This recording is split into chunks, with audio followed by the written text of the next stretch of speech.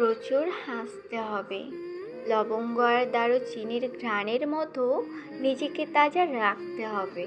হাওয়াই মিঠাইয়ের মতো রঙিন থাকতে হবে। আরও অনেক পড়তে হবে।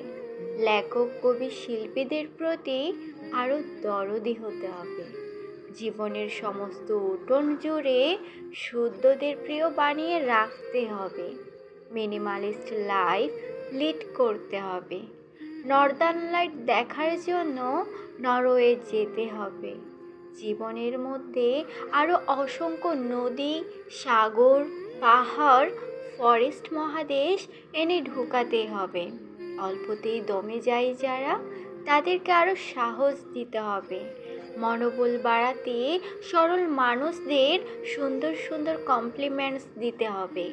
আগের জেনারেশনের জাতপাত, বংশ, সার্টিফিকেট, সম্পদ, স্ট্যাটাস দেখে জাজ করার ভুলভাল অ্যাপ্রোচকে নো মোর বলে বেরিয়ে আসতে হবে।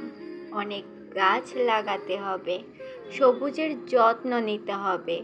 প্লাস্টিকের ইউজ কমাতে হবে। নদী আর সাগর ক্লিন রাখার জন্য সচেতনতা বাড়াতে হবে। দুনিয়া খুব সুন্দর করে আগামী প্রজন্মের জন্য গুছিয়ে রেখে যেতে হবে। আর শেষ দিন পর্যন্ত সৃষ্টিকর্তার কাছে এই ব্লেসড লাইফটার জন্য কৃতজ্ঞতা জানাতে হবে।